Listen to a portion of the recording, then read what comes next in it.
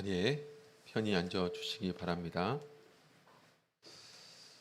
우리 먼저 하나님 말씀 같이 찾겠습니다. 하나님 말씀 출애굽기 14장 말씀을 찾겠습니다. 출애굽기 14장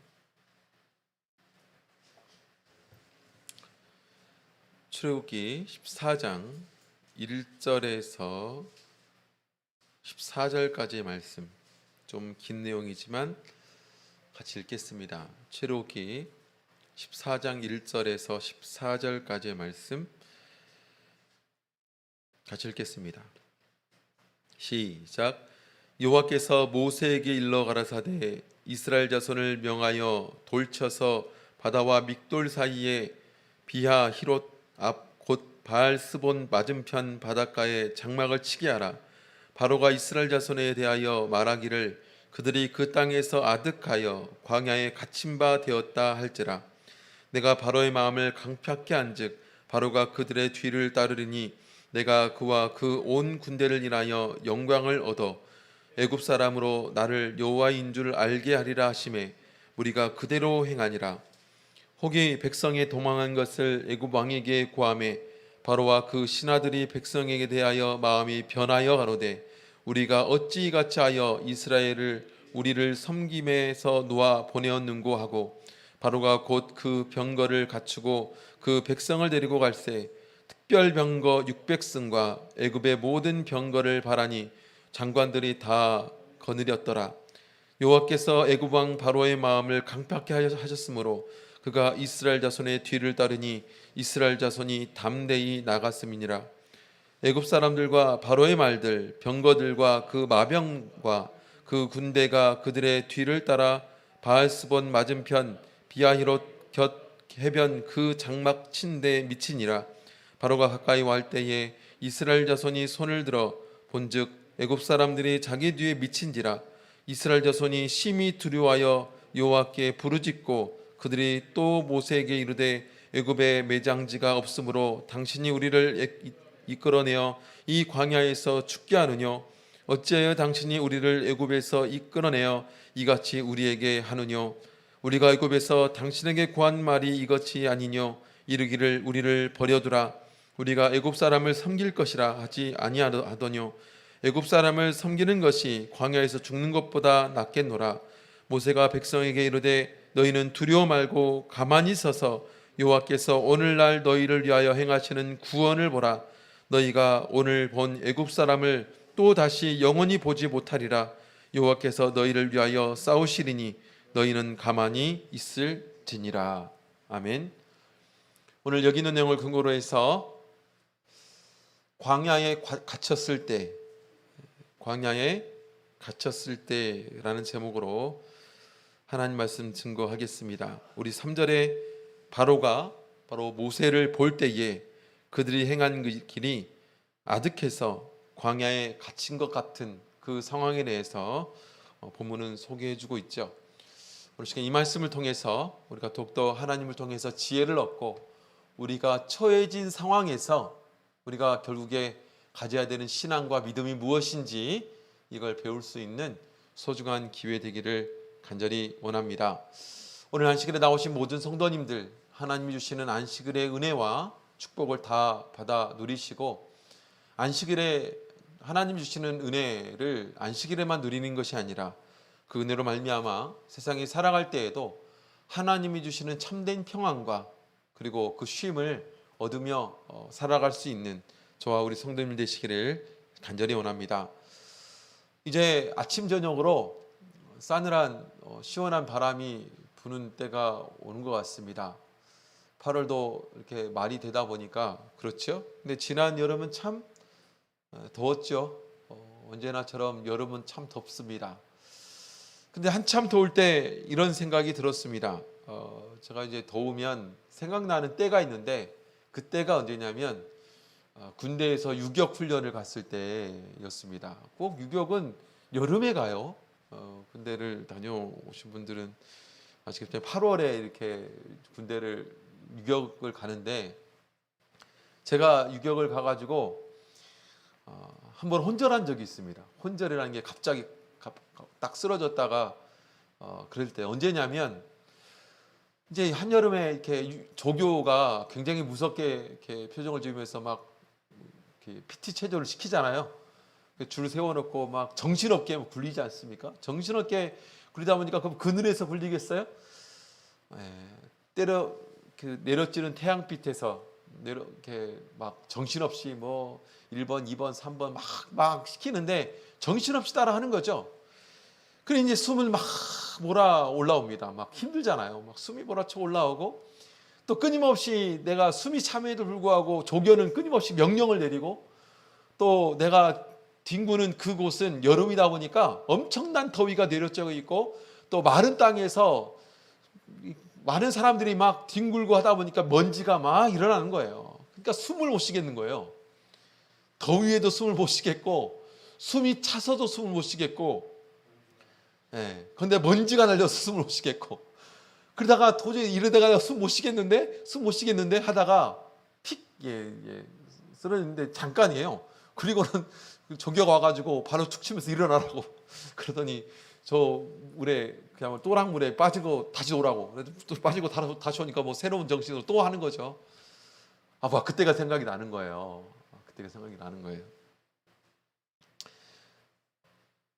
성지순례를 갔다 오신 분들은 광야에 갇혔을 때의 심정을 알 겁니다. 성지순례를 갔다 오면 광야에 갇혔을 때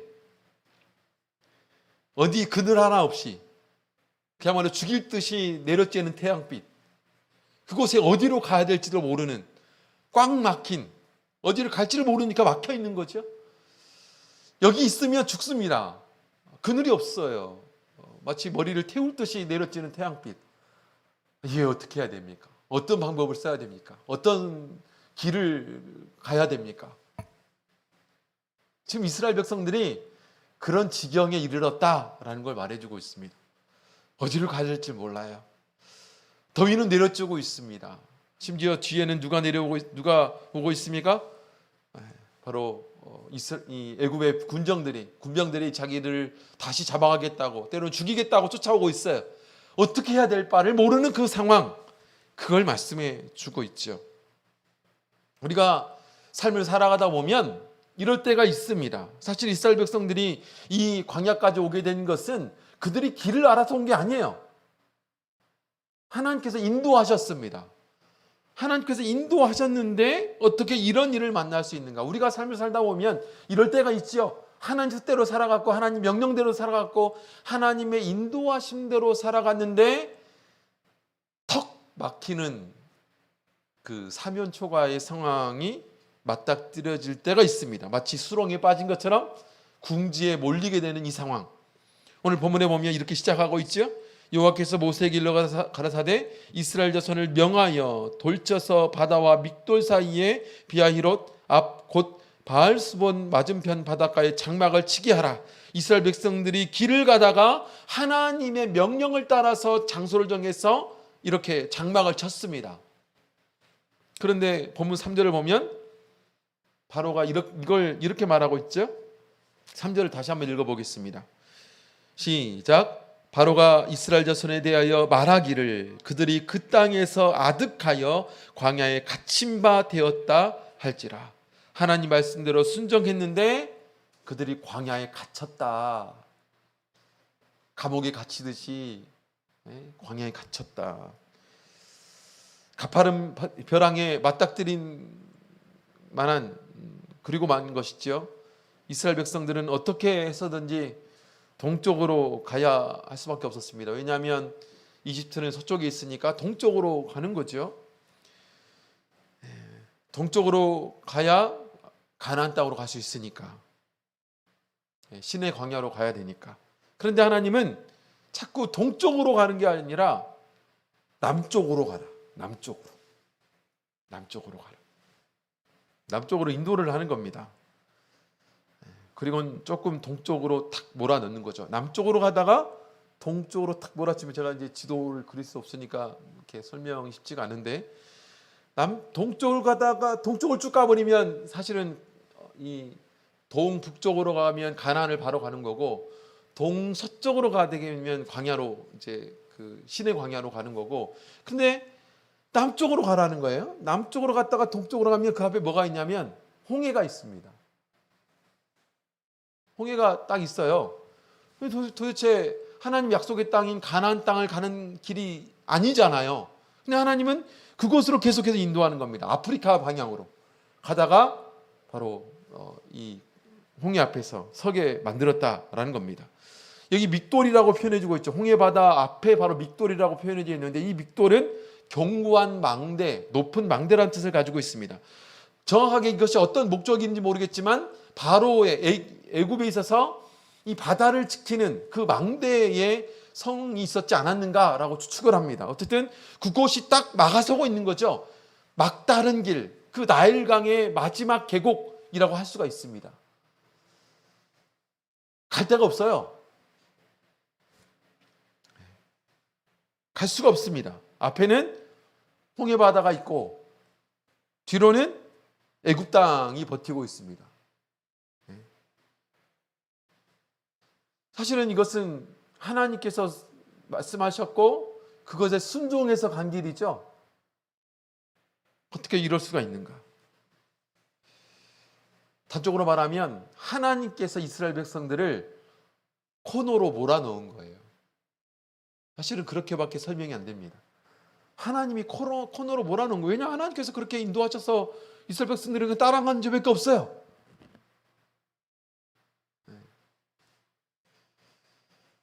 절대절명의 코너, 그게 이스라엘 백성들이 맞닥뜨린 현실이었다. 바로의 판단을 보면 이제 이스라엘 백성들은 끊임없이 갇혀서 꼼짝없이 닫혀가지고 나갈 길을 이제 발견할 수 없습니다. 우리의 삶에서 이제 코너에 몰릴 때가 있죠.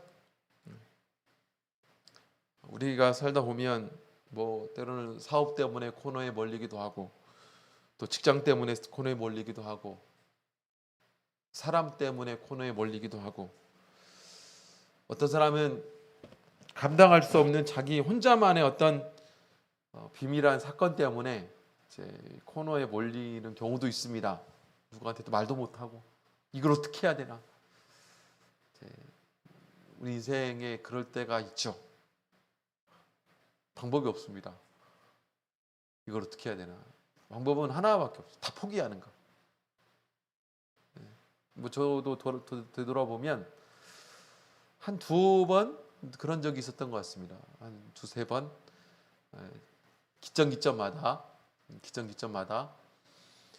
제가 막 그 신앙에 들어왔을 때에는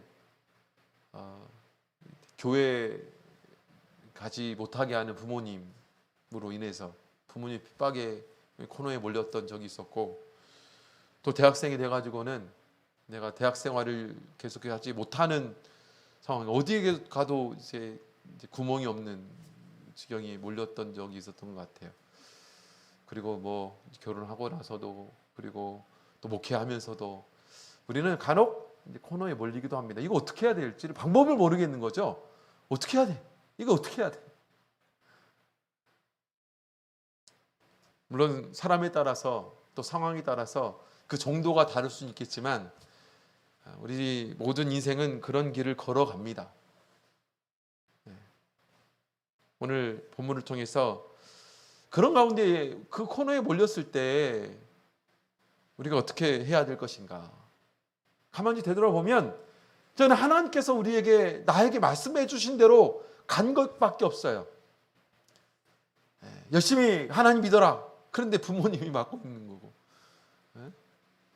네가 하나님께 헌신할 수 있는 그 길을 걸어가야 된다 해서 저는 대학 생활을 영위해 나가기를 원했는데 그러지 못하도록 막아서는 일이 생기는 거죠. 하나님의 뜻은 이것이니 이것을 붙잡아야 된다라고 붙잡았는데 수없이 많은 사람들은 그것이 아니다 라고 그 상황에 있었을 때가 있습니다. 그때 우리는 어떻게 해야 될까요? 여러분 그래 본 적 있으세요? 먼저 우리가 이 내용을 통해서 생각해 봐야 되는 것은 그런 상황 가운데 숨겨진 하나님의 섭리를 좀 발견할 줄 알아야 됩니다. 왜 하나님은 이 코너에 나를 몰아넣으셨는가? 왜 하나님은 이 상황에 나를 맞닥뜨리게 하셨는가? 왜 하나님은 이 지경까지 나를 인도하셨는가? 나는 분명히 잘못한 것이 없는 것 같은데 왜 하나님께서는 이렇게 나를 몰아넣으셨는가? 이것에 대한 하나님의 뜻, 하나님의 섭리를 좀 살펴봐야 돼요. 알아야 된다는 겁니다. 예수님께서, 하나님께서 내 삶의 코너에 몰아넣을 때 우리는 그런 생각을 해야 된다는 겁니다. 여기에 분명히 숨겨진 하나님의 섭리와 비밀이 있을 것이다. 여러분 한번 따라해 보십시다. 여기에, 큰 목소리로, 여기에 분명히 숨겨진 하나님의 섭리와 비밀이 있을 것이다. 이걸 믿어야 돼요. 그럴 때 포기하지 않을 수 있습니다. 그렇죠? 그게 우리는 소망이라고 하는 거예요. 세상에 많은 사람들은 그런 맞닥뜨려진 현실에서 많은 경우가 포기합니다. 그런데 그 현실 앞에서 우리는 어떻게 해야 되느냐? 이곳에서도 하나님의 숨겨진 섭리와 비밀이 있을 거다. 뜻이 있을 거다라는 거죠. 지금은 이해가 안 됩니다. 잘 몰라요. 갑자기 내 삶에 왜 이런 어려움이 닥치고 이 높은 성체가 떡 버티고 있는지, 그 앞에 왜 내가 부딪히고 있는지 이걸 모를 때가 있어요. 뒤로 돌아갈 수도 없고 앞으로 나아갈 수도 없고 코너에 몰려버린 이 현실. 나편 때문에 그럴 수도 있고, 자식 때문에 그럴 수도 있고, 사업 때문에 그럴 수도 있고, 직장 때문에 그럴 수도 있지요. 이때 우리는 숨겨진 하나님의 섭리를 발견해야 된다. 우선 이 상황을 바로의 입장에서 한번 생각해 보았으면 좋겠어요. 바로는 이스라엘 백성들을 놓아주었지만 기쁨으로 놓아줬느냐, 자발적으로 그래 너희가 그랬으니까 내가 뭐 너희 요청이니까 들어줄게, 착한 마음으로 그렇게 했느냐, 그렇게 하는 거 아니지 않습니까? 어쩔 수 없이 도와줬어요. 어떻게 하나 보자. 그렇죠? 그런데 이스라엘 백성들이 저 나일의 계곡, 홍해바다, 그 마지막 계곡에 갇혀버린 이 상황을 알게 되었습니다. 본문 3절에 보면 바로가 이스라엘 자손에 대하여 말하기를 그들이 그 땅에서 아득하여. 아득하다라는 말이 좀 번역이 좀 신기하죠. 아득하다라는 말은 어떤 말이냐면 혼란스럽다. 그러니까 이스라엘 백성들이 지금 어떤 지경에 이르렀어요? 혼란스러운 상황에 이르는 거예요. 혼란스러운 상황. 바로가 판단할 때, 야, 쟤들은 잘못 가도 한참 잘못 갔다. 동쪽으로 해서 가나안으로 가야 할 사람들이 세상에 어쩌다가 저 홍해바다 앞에 더 이상 앞으로 나아갈 수도 없는 그런 계곡으로 가버리게 되었는가. 그들이 참 혼란스러운 상황에 놓여 있네. 이걸 본 거죠. 아무래도 백성들은 방향을 잘못 잡았다라고 판단했다라는 겁니다. 바로 입장에서 볼 때는 백성들이 죽을 무덤을 스스로 판 것이다 라고 판단한 거죠. 바로가 보기에 얼마나 좋았겠습니까? 바로가 보기에 심히 좋았더라. 이럴 때는 사단이 보기에 심히 좋았더라. 사실은 이거예요. 이스라엘 백성들이 홍해바다 앞에서 계곡에 갇혀있다는 소식을 들었을 때 바로와 그 신하들의 마음이 어떻게 변하게 됩니까? 우리 14장 5절에 보면 혹이 백성이 도망한 것을 애굽 왕에게 고함해 바로와 그 신하들이 백성에 대하여 마음이 변하여 가로되 우리가 어찌 이같이 하여 이스라엘을 우리를 섬김에서 누가 보내었는고? 우리가 왜 보냈지? 저런 우매한 사람들 다시 잡아다가 우리가 노예로 계속 부려야 되는데 왜 우리가 보냈지? 이런 생각을, 그런 마음으로 변하게 되었다는 겁니다. 그래서 어떻게 하게 돼요? 그들을 쫓아가게 됩니다. 다시 노예화하고 싶은 충동, 하나님의 백성이 되는 그런 길에서 다시 돌이켜가지고 노예로 삼고 싶은 그 심정. 그래서 사실은 우리 신앙의 여정 가운데 보면 세례 받고 난 다음이 제일 위험해요. 여러분 신앙의 경륜을 돌이켜 생각해 보면 우리 옆에서 많이 보잖아요. 정말 믿음의 큰 믿음의 하나님 역사를 통해서 세례를 받았는데 그 이후에 어떤 이유로 하나님 믿지 않고 돌아간 사람이 정말로 많습니다. 참 희한해요. 그래서 왜 안 오는 거야? 라고 물어보면 별 이유도 아니에요. 근데 그 사람의 마음 가운데 그것이 큰 유혹으로 작용하더라는 거죠. 때로는 우리가 큰 결단을 하고 나서 그런 위험에 놓이기도 합니다. 하나님께 헌신하겠다고 딱 결단했어요. 그런데 그리고 그 길을 걸었는데 그 다음에 왜 그럴까요? 마귀가 두지 않아요. 마귀가 가만두지 않아요. 포기하지 않는 거죠. 다시 노예화하고 싶은 심정이 마귀에게는 있습니다. 사단은 우리의 자유를 질투하죠. 하나님은 우리의 헌신을 기뻐하지만 사단은 하나님을 향한 우리의 헌신을 좋아하지 않습니다. 그래서 어떻게 해요? 돌이키게 해요. 붙잡으려고. 사단은 못 견디게 우리를 질투합니다. 할 수만 있으면 이 자유를 훔치려고, 우리를 다시 속박하려고, 우리를 노예로 삼으려고. 그게 사단의 생리다. 그래서 애굽의 바로 왕과 그 신하들은 어떻게 하게 됩니까? 온 군대를 동원하게 되죠. 우리 출애굽기 14장 6절 7절 보겠습니다. 6절 7절 같이 읽겠습니다. 시작. 바로가 곧 그 병거를 갖추고 그 백성을 데리고 갈새 특별 병거 600승과 애굽의 모든 병거를 바라니 장관들이 다 거느렸더라. 한마디로 바로가 동원할 수 있는 모든 군사력을 다 동원한 거예요. 바로가 동원할 수 있는 모든 군사력을 다 동원했습니다. 그래서 여기 병거 600승은 특별 병거 600승은 오늘날로 말하면 뭐냐? 탱크의 탱크. 탱크를 말합니다. 탱크 600대를 동원했어요. 어마어마하죠? 엄청난 그들이 동원할 수 있는 모든 힘과 이 능력을 다 동원한 거예요. 그런데 재밌는 게 뭐냐면 하나님의 섭리가 이겁니다. 하나님은 이런 지경에 이르게 만들어가지고 그들에게 바로에게는 뭐냐? 희망을 주었죠. 다시 그들을 우리의 노예로 삼을 수 있다. 우리가 가진 모든 군사력을 다 동원해서 그들을 쫓아가면 그들은 맞닥뜨려진 그 길에서 다시 돌이켜 포로로 잡아올 수 있다.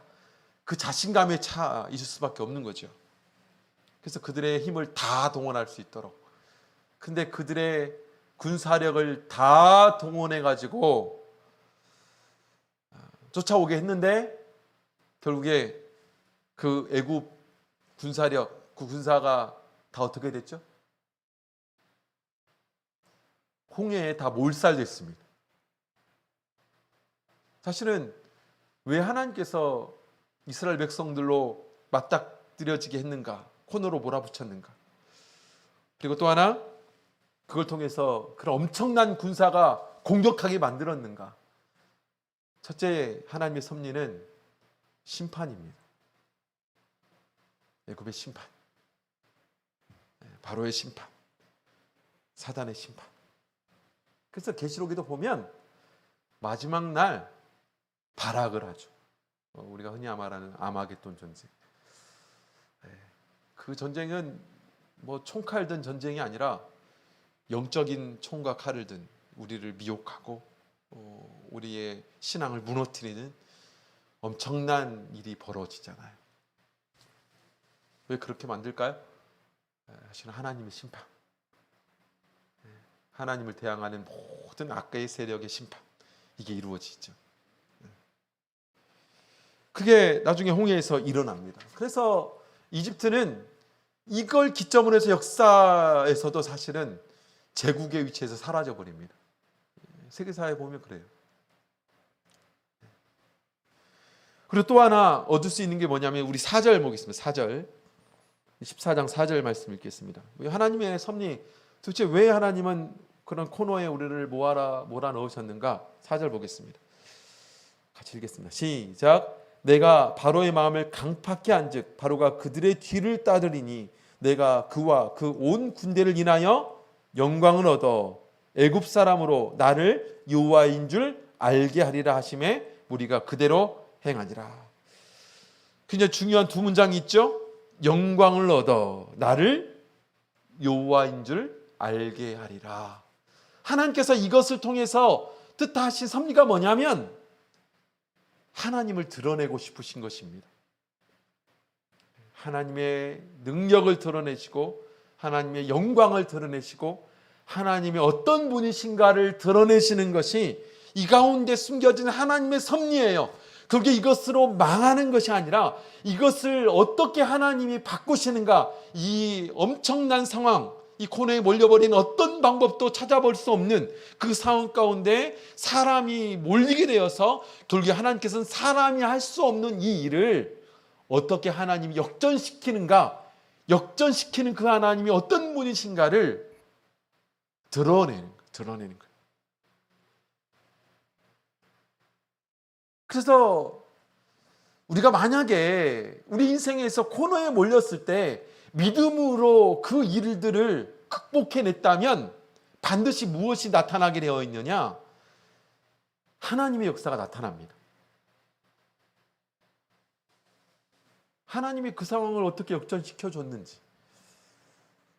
어떻게 바꿔 주셨는지. 제가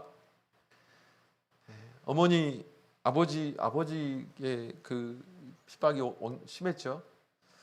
그래서 너무 고통스럽고 너무 힘들어서 교회에서 이제 하나님 어떻게 해야 됩니까? 제가 교회를 못 나오게 생겼는데요.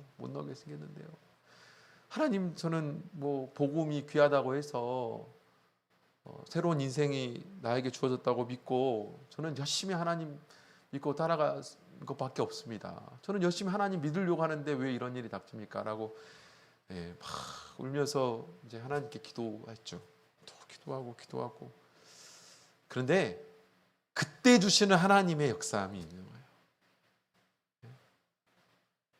그 마음을 눈 녹듯 녹여주시는 하나님의 손길이 있습니다. 그때 하나님께 울며 매달렸을 때 그 하나님의 손길을 온전히 느꼈던 처음의 사건이었어요, 사실은. 자, 그전에는 별로 뭐 그런 적이 없었죠. 하나님께서 함께 하신다라는 이 손길이 기도 가운데 나타나고, 그리고 기도하고 나서 하나님께 기뻐서 찬양을 하면 이 찬양이 이 하나하나 가사가 왜 이렇게 제 마음을 감싸는지 몰라요. 감싸 안는 거예요. 여러분 그런 걸 느껴본지 모르겠어요. 그러면 뭐냐? 새롭게 힘이 생기는 거예요. 내가 그래도 나는 갈 거야. 뭔가 이런 막 새로운 힘이 막 생기는 거죠. 그리고 막 의기양양하게 또 이제 집으로 가는 겁니다. 이제. 그런 게 정말로 많았어요. 그래서 처음에 힘들어서 괴로워서 무릎 꿇을 때는 미치겠습니다. 하나님, 이제 어디로 가야 됩니까? 저는 이제 교회 다니지 말아야 됩니까? 막 하다가 하나님께서 그런 가운데 하나님의 은혜를 보여주시는 거죠. 또 다른 일들이 계속 사실은 말씀드리기 어려운 그 코너에 몰렸을 때는 하나님께서 사실 그걸 통해서 보여주고 싶으신 것이 있어요. 하나님의 능력, 하나님의 사랑, 하나님이 이런 분이다라는 것을 사실은 온전히 보여줄 수 있는 기회가 인간이 코너에 몰렸을 때입니다. 그래서 우리는 그럴 때마다 우리는 알아야 됩니다.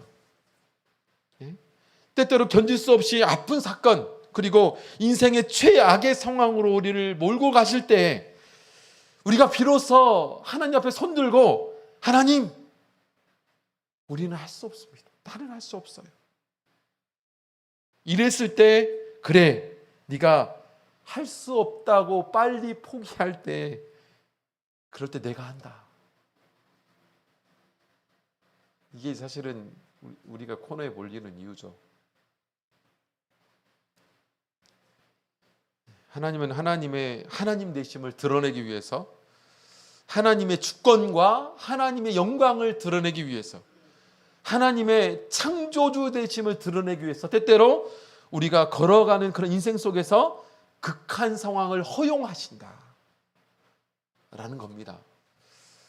우리가 거기에 서서 조금만 견디고 기다리셔야 돼요. 포기라는 불신앙의 것을 선택하는 것이 아니라 거기에서 우리는 기다려야 됩니다. 하나님의 그 자신의 드러내심이 있을 때까지 견디고 기다리면 하나님은 그 상황을 반드시 선용하여 역전시켜 그 하나님의 섭리를 이뤄내신다. 그래서 우리가 그런 일이 닥치면 그래서 지혜를 얻는 거예요. 이것은 하나님의 뜻이 있다. 하나님의 뜻이 있다. 두 번째로 우리가 이 내용을 통해서 또 봐야 되는 게 뭐냐면 하나님 백성들의 반응입니다. 우리들의 반응일 수 있겠죠? 10절을 보면 이스라엘 백성들은 이런 심각한 상황 가운데 또한 그 반응이 뭐냐? 첫 번째, 심각한 두려움에 휩싸였다라는 거죠. 출애굽기 14장 10절에 보면 바로가 가까울 때에 이스라엘 자손이 눈을 들어본즉 애굽 사람들이 자기 뒤에 미친지라 이스라엘 자손이 심히 두려워하여 여호와께 부르짖고. 첫 번째가 그들은 그 상황을 두려워했어요. 두 번째는 뭐냐? 하나님께 부르짖었습니다. 그런데 그들의 부르짖음이 하나님만이 나의 능력이에요 라는 믿음의 부르짖음이었나요? 그렇지 않습니다. 원망과 불평의 부르짖음이었어요. 우리 11절 보겠습니다. 출애굽기 4장 11절 같이 읽겠습니다. 시작. 그들이 또 모세에게 이르되 애굽에 매장지가 없으므로 당신이 우리를 이끌어내어 이 광야에서 죽게 하느뇨? 어찌하여 당신이 우리를 애굽에서 이끌어내어 이같이 우리에게 하느뇨? 광야에서 갇히받은 이 상황, 인생의 극한 상황에 놓였을 때 이스라엘 백성들이 보여준 또 일반적인 우리 성도들이 보여주는 반응이 뭐냐? 두려움이죠. 일반적인 반응이에요. 두렵고 불평하고 원망하고. 그들 왜 두려웠을까요? 왜 두려웠을까요? 우리가 두려운 이유를 알아야 됩니다. 왜 이스라엘 백성들은 두려워했을까요? 10절 다시 한번 같이 볼까요? 10절 14장 10절 시작. 바로가 가까이 올 때 이스라엘 자손이 눈을 들어 본즉 애굽 사람들이 자기 뒤에 미친지라. 왜 이스라엘 백성들은 두려웠을까요?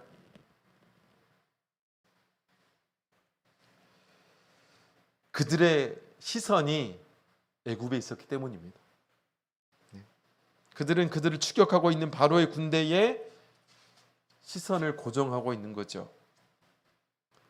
우리가 어려움을 당할 때 고난의 현실에서 눈을 뗄 수 없죠.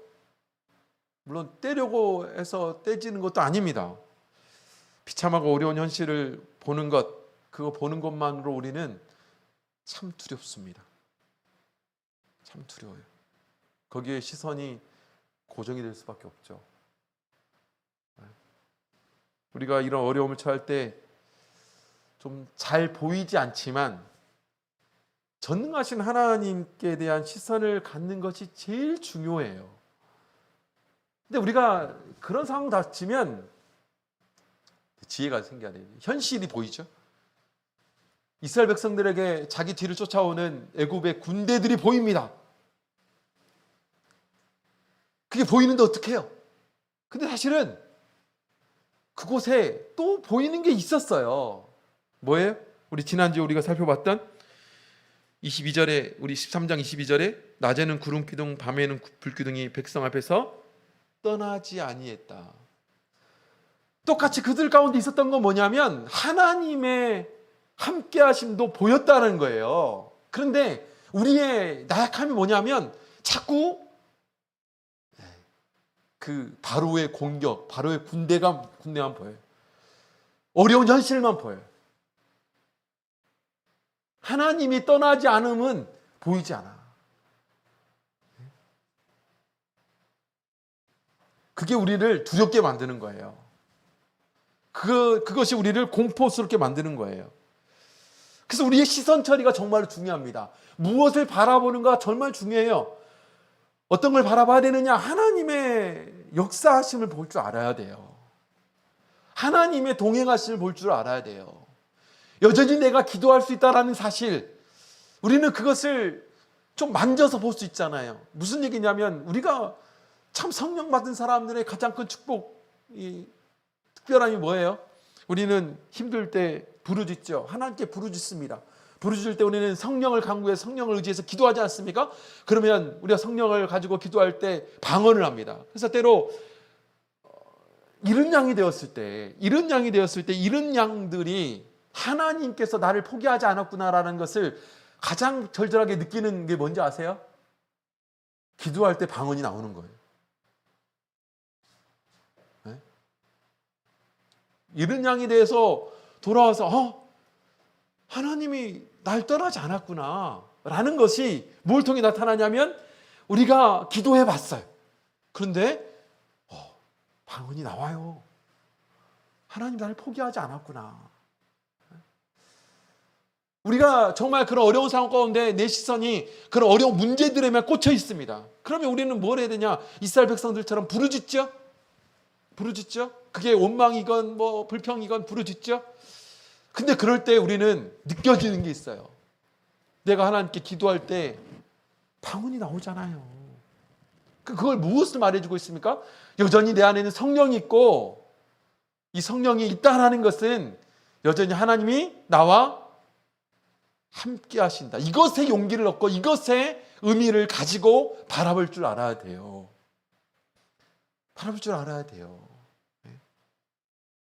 또한 이들은 어떤 불평을 하고 있어요? 그래서 가끔 우리가 하나님을 향해 원망할 때 어려운 일이 닥치면 이런 경우가 있습니다. 제가 예전에 상담했던 한 자매님이 계시는데요. 이 자매님이 이렇게 믿지 않는 남편하고 결혼을 하셔가지고 제가 이 자매님을 어릴 때부터 아는 자매고 이 자매님이 이제 사실 부모로부터의 반항심에 이방 결혼을 했어요. 부모의 억압, 불합리함 이런 게 이제 집에서 너무 우리 아빠는 믿는 사람이고 집사인데 어떻게 그렇게 할 수 있지? 이게 어릴 때부터 막 쌓여가지고 그것대로 하지 않아요. 내가 내 자유로 선택하면 나중에는 이렇게 할 거야. 그래서 이 마음 가운데 그런 삐뚤어진 마음이 팽배하게 쌓여 있어서 나중에는 이제 자기 마음대로 선택을 한 거죠. 이 자매님 그래서 이제 그래도 이 자매님이 믿음이 있잖아요. 믿음이 좀 회복돼서 남편 때문에 이제 힘든 거죠. 어느 정도냐면 이혼하고 싶을 만큼 힘든 거예요. 이혼하고 싶을 만큼. 그래서 우리가 어떻게 합니까? 우리가 절대로 신앙인에게 선택하지 말아야 될 거. 우리가 사업이 망한다고 해서 우리 생명을 포기할 수 있냐? 그럴 수 없잖아요.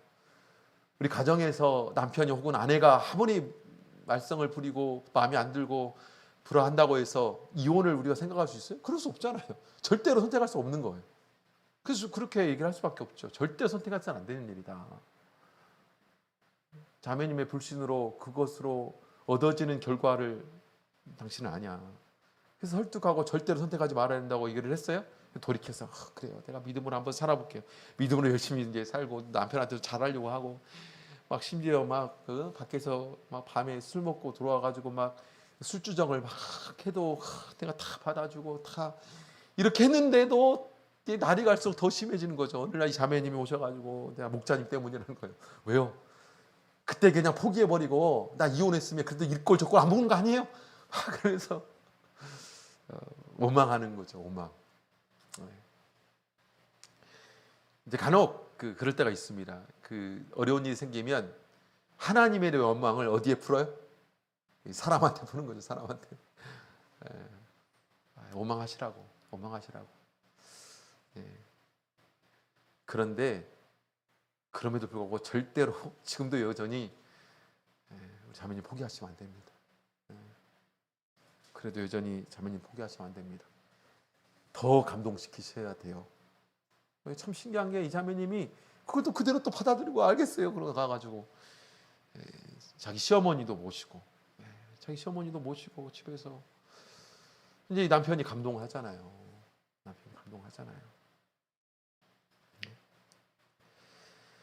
사실은 우리가 이제 그런 원망이 들 때가 당연히 있습니다. 하지만 그럼에 우리도 불구하고 하나님께서는 우리를 시험하시는 분이라는 것을 또 잊지 말아야 돼요.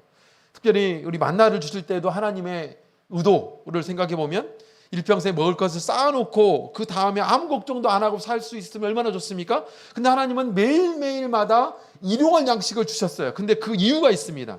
우리 출애굽기 16장 보겠습니다. 출애굽기 16장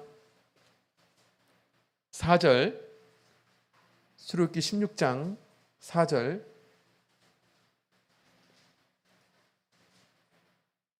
보겠습니다. 같이 읽겠습니다. 시작. 때에 여호와께서 모세에게 이르시되 보라 내가 너희를 위하여 하늘에서 양식을 비같이 내리리니 백성이 나가서 일용할 것을 날마다 거둘 것이라. 이같이 하여 그들이 나의 율법을 준행하나 아니하나 내가 시험하리라. 왜 하나님께서는 일용하게 우리에게 양식을 주는가? 이유가 있다는 거예요. 한마디로 하나님 의지하나 안 하나, 하나님 말씀대로 사나 안 사나. 하나님은 우리에게 코너를 몰아붙여서 우리를 때론 괴롭게 하고 힘들게 하고 힘들고 괴로운 것에 놓아준 이유가 있어요. 그렇게 시험하는 이유가 있어요. 왜 그런 시험을 주시느냐? 우리가 하나님 뜻대로 사나 안 사나, 이런 문제 가운데 하나님을 의지하는지 안 하는지, 하나님을 바라보는지 바라보지 않는지, 하나님은 끊임없이 이것을 시험하게 하고 그 시험을 통해서 내가 성장하게 만드는 것, 이것이 목적이다. 마지막 세 번째로 하나님의 처방을 보겠습니다. 하나님께서는 그런 원망하고 또 부르짖는 두려워하는 그들에게 뭐라고 처방하고 있을까요? 네 가지 볼 수 있어요. 13절을 보면 13절 보겠습니다. 13절 같이 읽겠습니다. 시작. 모세가 백성에게 이르되 너희는 두려워 말고 가만히 있어서 여호와께서 오늘날 너희를 위하여 행하시는 구원을 보라. 너희가 오늘 본 애굽 사람을 또 다시 영원히 보지 못하리라. 여호와께서 너희를 위하여 싸우시리니 너희는 가만히 있을지니라. 14절까지 네 가지를 볼 수가 있어요. 첫째는 뭐냐? 두려워하지 마라. 두려워하지 마라. 굳건히 우리가 붙들어야 되는 믿음이 있어요. 이게 뭐냐? 하나님 절대 우리 망하게 하지 않습니다.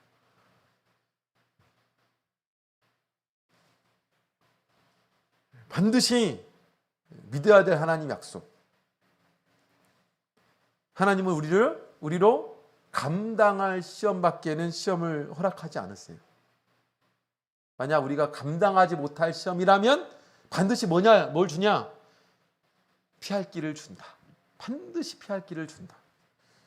두려워하지 마라. 우리 고린도전서 10장 13절에 보면 기록되어 있지 않습니까? 사람이 감당할 시험 밖에는 너희에게 당한 것이 없나니 오직 하나님은 미쁘사 너희가 감당치 못할 시험 당하며 허락지 아니하시고 시험 당할 즈음에 또한 피할 길을 내사 저희로 능히 감당하게 하신다. 그러니까 두려워하지 마라. 두려워하지 마라. 그것이 하나님께서 이스라엘 백성들에게 우리에게 주신 첫 번째 응답이죠. 두 번째는 가만히 있어라. 가만히 있으라는 얘기는 무엇일까요? 가만히 서서라는 세 번째의 명령과 맞닿아 있습니다. 세 번째는 보라는 거죠. 가만히 서서 하나님의 역사하심을 기다리라는 겁니다. 이것은 바꿔 말하는 것은 내가 아무것도 하지 말라는 게 아니에요. 그러니까 가만히 서서 두려워해서 때로는 선택하지 말아야 될 거 선택해버립니다. 마치 아까 말씀드렸던 것처럼 그 자매가 어려운 일이 계속 닥친다고 해서 결국엔 나는 그냥 이혼해버려야지. 이거는 가만히 있는 게 아니에요. 하나님이 하실 일을 기대하라는 겁니다. 그걸 기다리라는 거예요. 하나님이 역사하실 것을 기다리라는 겁니다. 하나님께서 그 상황 가운데 역사하실 것을 기대하고 기다리라는 거예요. 그래서 우리의 기다림은 아무것도 하지 않는 기다림이 아니에요. 하나님이 역사하시고 그 상황 가운데서 반드시 하나님은 선한 것으로 갚아주실 거라는 소망을 가지고 기다리는 겁니다. 그 기다림이 우리에게 있어야 됩니다. 그리고 우리는 봐야 돼요. 보라. 보라. 무엇을 보는 것입니까? 하나님의 애굽 사람에게 행하실 것을 보라. 하나님의 역사하심과 하나님의 간섭하심과 하나님의 역사의 주인 되심, 이 당면한 문제를 이 환경의 주인 되신 하나님께서 어떻게 바꾸시는지를 봐라. 마지막 네 번째로는 보는 것으로 끝나는 것이 아니라 그 하나님의 역사하심에 걸맞게 이제는 나아가라. 이게 14절이지 않습니까? 여호와께서 너희를 위하여 싸우시리니 너희는 가만히 있어라. 15절을 보겠습니다. 15절 같이 읽겠습니다. 15절 시작. 여호와께서 모세에게 이르시되 너는 어찌하여 내게 부르짖느뇨? 이스라엘 자손을 명하여 앞으로 나아가게 하라. 이제는 나아가라. 자, 앞으로 나아간다는 것이 쉽지 않습니다. 왜냐하면 여전히 뒤에는 누가 와요? 애굽의 바로 왕이 옵니다. 엄청난 군대를 막 데리고 와요. 앞에는 뭐가 막고 있습니까? 바로 홍해가 가로막고 있습니다. 아무것도 바뀌지 않았어요. 하지만 하나님께서 역사하실 것을 믿고 내가 하나님의 그 믿음에 걸맞게, 그 믿음에 합당하게 살아가면 반드시 하나님께서는 그 길에 역사하는 거예요. 그 길에 역사하는 겁니다. 그 길에 함께 하시는 겁니다. 하나님은 가라고 명령하십니다. 포기하지 말고 가라. 그 사면 초과의 상황 가운데 나 이제는 아무것도 할 수 없어요 라고 말할 때 하나님의 이 음성을 좀 되새겼으면 좋겠습니다. 우리가 어떤 길을 걸어가야 될 것인가. 하나님께서는 이런 믿음을 가지고 믿음으로 이 행동에 하루하루를 걸어가는 그 발걸음에 하나님은 반드시 역사하실 것이고, 우리는 그 미래를 알잖아요. 출애굽에서 이스라엘 백성들이 그 홍해 바다 앞에서 다 죽었냐? 애굽 나라의 군병들의 그 엄청난 군병들이 다 죽었느냐? 그 바다에 빠져서 다 죽었느냐? 그렇지 않잖아요. 엄청난 역사가 일어났습니다. 어떨 때 가능했냐? 그들이 하루하루를 하나님 명령에 맞게 한 발을 내딛어 한 발 한 발 걸어 나갈 때, 그럴 때 역사가 일어나는 거예요. 우리의 삶의 문제들이 있습니다. 코너에 몰리는 그런 이유들이 있습니다. 포기하지 마십시오. 이스라엘 백성들에게 역사하셨던 그 하나님, 그분이 나의 하나님입니다. 그분이 나의 하나님, 그분이 여러분들의 하나님. 오직 그 하나님 붙들고 나아가는 저와 여러분 되시기를 간절히 원합니다.